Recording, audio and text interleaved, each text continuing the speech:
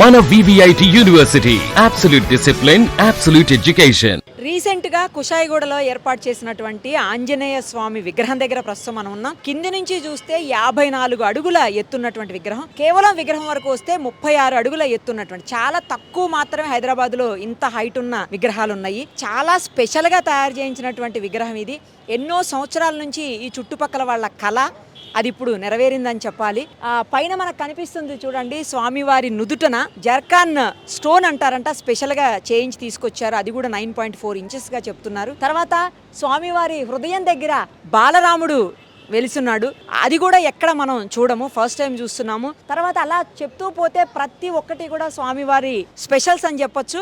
అలాగే ఇక్కడ చూడండి కళ్ళు, ఇంకొకటి కళ్ళు కూడా స్వామివారి కళ్ళు అంటే రియల్ గా కళ్ళు ఎలా కనిపిస్తాయో మనకి న్యాచురల్ గా ఎలా ఉంటాయి, ఐసు అలా ఉంటాయి. చుట్టుపక్కల ఎటు నుంచి చూసినా కూడా ఆయన మన వైపు చూస్తున్నటువంటి ఫీలింగే ఉంటుంది. అలాగే ఇక్కడ చూడండి నాగబంధం ఉంది. నార్మల్ గా మనం హుండీలు పెడతారు, డిబ్బీలు పెడతా ఉంటారు హుండీల కోసం అని చెప్పి, బట్ అలా కాకుండా ఇక్కడ పెట్టారు చూడండి. ఇక్కడ కనుక మనం స్వామివారికి కానుకలు వేస్తే అవి డైరెక్ట్గా కిందకి వెళ్ళిపోయి ఆ హుండీలో పడేట్లాగా చాలా వెరైటీగా అరేంజ్ చేశారు.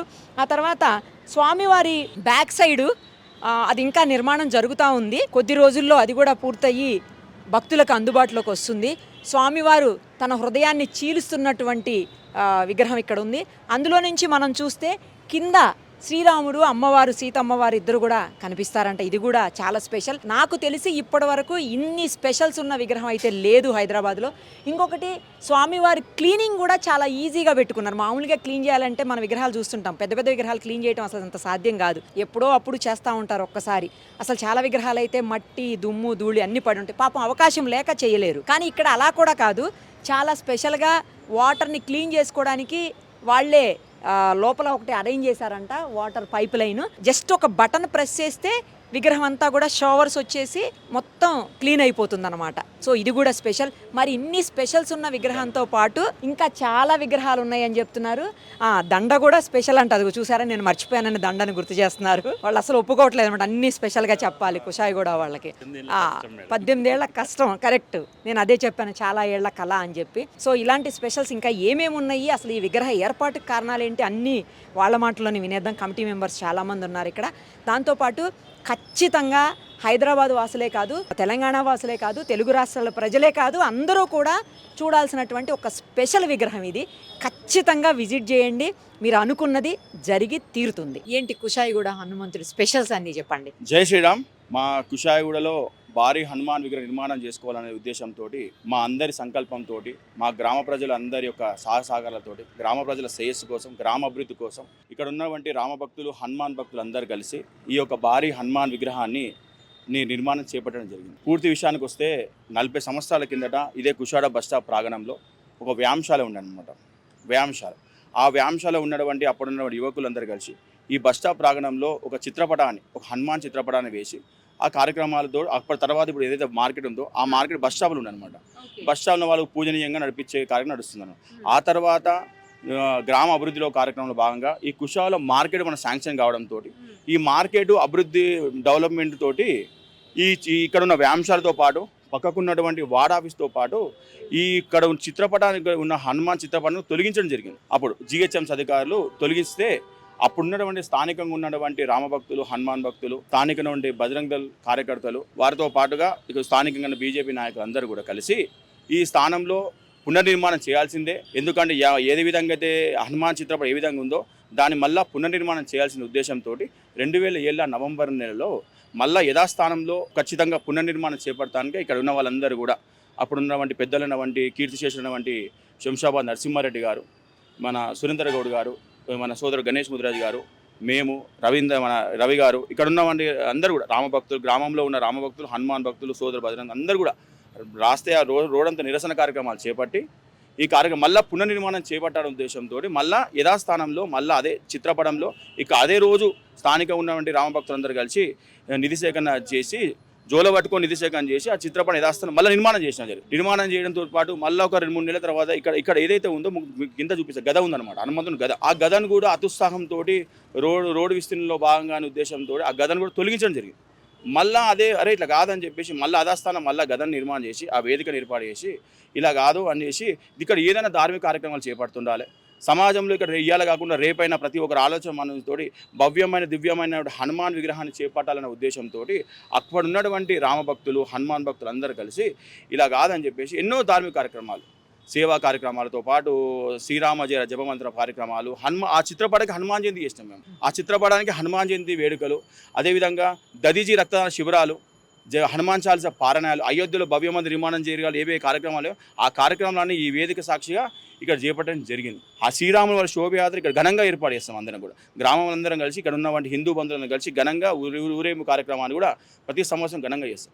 అలా ఉద్దేశంతో అయోధ్యలో భవ్యమైన రామమందిర నిర్మాణం కూడా అయితే ఇక్కడ కూడా ఘనంగా గ్రామస్తులందరి సమక్షంలో భారీ ఎత్తున కార్యక్రమాన్ని కూడా చేపట్టే జరిగి ఆ రోజు అనుకోవడం జరిగింది. 18 సంవత్సరాల నుంచి ఎన్నో ఫ్లెక్స్ పెట్టా. ఒక ఫ్లెక్స్ అనేది అరే ఇయ్యాల కాకుండా రేపైనా ఎల్లుండైనా ప్రతి ఒక్కరు ఆ మనసులలో ఇక్కడ పెద్ద విగ్రహం పెట్టాలని ఆలోచన తీసుకురాని ఉద్దేశంతో ఆ ఫ్లెక్స్ పెట్టినప్పుడు కూడా అప్పటి నుంచి అధికారులు దాన్ని తొలగించే ప్రయత్నం చేస్తే కూడా దాన్ని మళ్ళా పెట్టి లేదు ఖచ్చితంగా కార్యక్రమాలు చేస్తూ ఇయ్యాల ఎప్పటికైనా భవ్యమైనటువంటి హనుమాన్ విగ్రహం చేపట్టిన ఉద్దేశంతో ప్రతి ఒక్కరి మనసులో ఈ హనుమాన్ విగ్రహం ఉండాలని ఆలోచనతో 18 సంవత్సరాలుగా ఫ్లెక్స్ కంటిన్యూ చేస్తూ అయోధ్యలో భవ్యమంది రామాలయం జరిగిన తర్వాత ఆ ఫ్లెక్స్ ఏదైతే రామాంజనేయ ఫ్లెక్స్ ఉందో ఇదే చివరి ఫ్లెక్స్. మనం ఇక తర్వాత భవ్యమైన హనుమాన్ విగ్రహాన్ని మనం చేపట్టే ఉద్దేశంతో ఆ తర్వాత గ్రామ ప్రజలందరూ కలిసి ఇక ముఖ్యంగా మా సోదరులు అందరం కలిసి ఇక్కడ భవ్యమైన రామ నిర్మాణం గ్రామస్తులందరినీ ఏకతాటిని తీసుకొచ్చి మన భేదం లేకుండా ఏ వ్యక్తికి సంబంధం లేకుండా ప్రతి ఒక్కరిది హనుమాన్ దేవాలయం ప్రతి ఒక్కరిది అనే భావంతో ఇక్కడ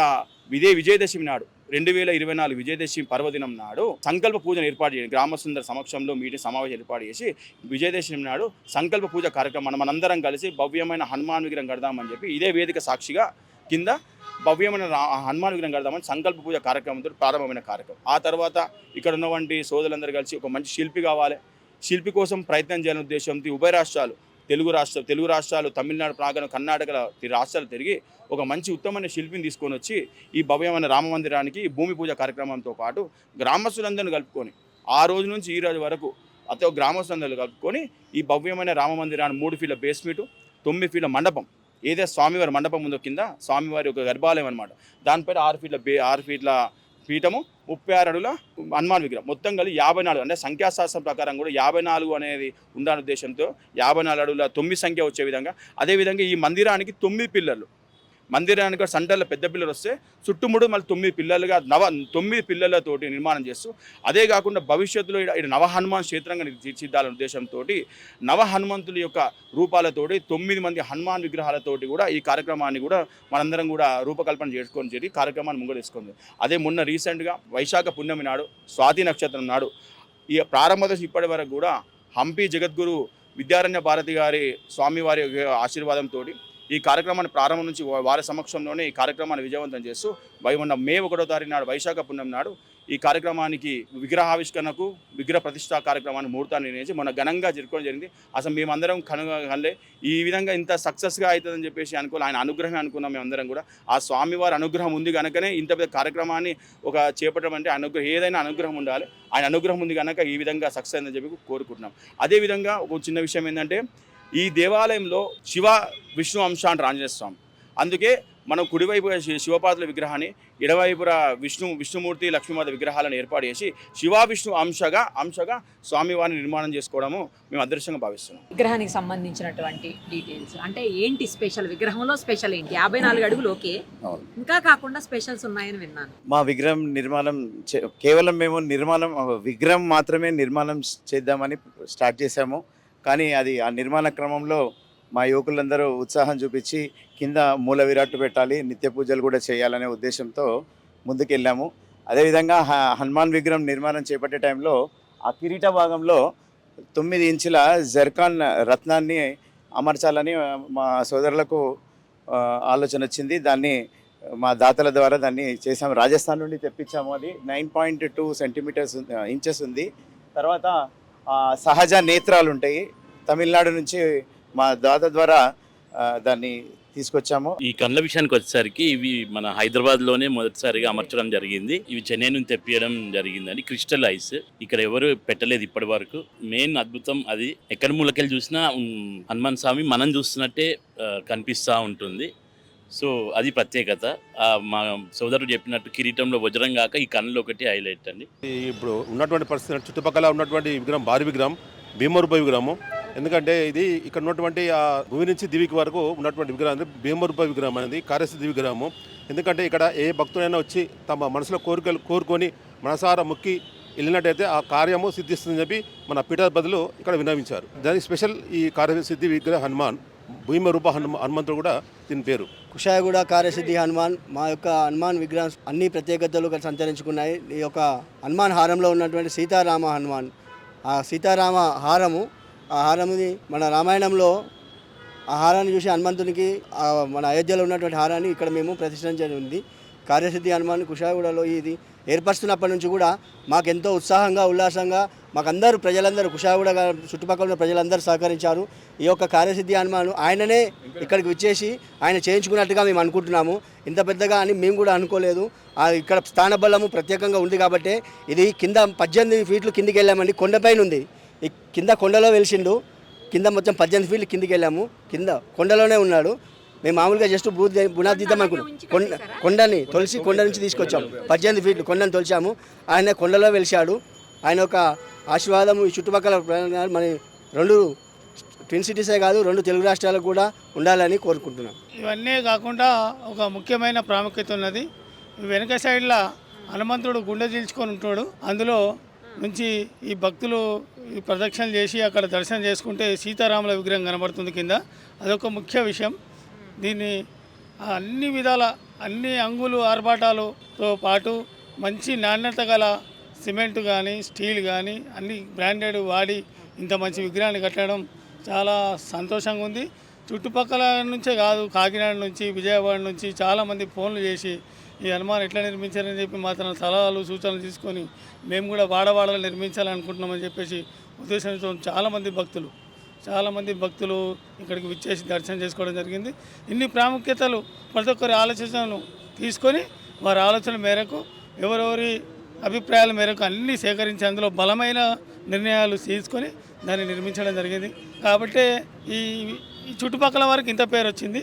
ఈ హనుమాన్ కూడా చాలా కార్యసిద్ధి హనుమాన్ అంటే ఏదైనా కార్యక్రమం వెళ్ళే వాళ్ళు బస్ స్టాప్లు ఉంటారు కాబట్టి వాళ్ళు ఇక్కడ దర్శనం చేసుకొని పోతే ఆ కార్యక్రమం నెరవేరిందని కూడా చాలామంది ఫోన్ చేసి చెప్పడం జరిగింది. కావున ఈ హనుమంతుడిని ప్రతి ఒక్కరు దర్శనం చేసుకొని ఇంకా భావితరాలకు అందించలే విధంగా దీన్ని నిర్మించాం. అక్కడ భావితరాల వారికి ఎలాంటి పని లేకుండా అన్ని విధాల హంగులు చేర్చాలనే ఉద్దేశంతో మా కమిటీ సభ్యులందరం 100 సార్లు నిర్ణయం చేసుకొని మరీ అన్ని ఆలోచనలతో ఈ హనుమాన్ విగ్రహం నిర్మించడం చాలా సంతోషంగా ఉంది. జై శ్రీరామ్. తల్లిదండ్రులకు ప్రాముఖ్యత ఇస్తూ ఆంజనేయ మాతది విగ్రహం ప్లాన్ చేసుకుంటున్నాం.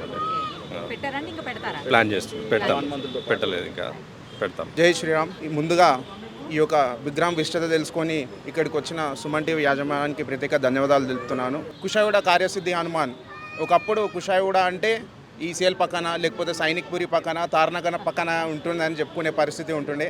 కాకపోతే ఈరోజు ఈసీఎల్ సైనిక్పురి మేము కుషాయగూడ పక్కన ఉంటామని చెప్పి అనాల్సిన పరిస్థితి వచ్చింది. అంత ప్రత్యేకత అంత పేరు తెచ్చింది ఈ యొక్క హనుమాన్. రానున్న కాలంలో హిందువులందరూ ఏకతాటిపై ఉండి ఇలాంటి విగ్రహాలు ప్రతి ఒక్క నియోజకవర్గంకు ఒక విగ్రహం నిర్వహిస్తే హిందువులందరూ ఏకతాటిపై ఉండి రానున్న కాలం ఇంకా ధర్మం ఆత్మాధికత పెరుగుతుంది.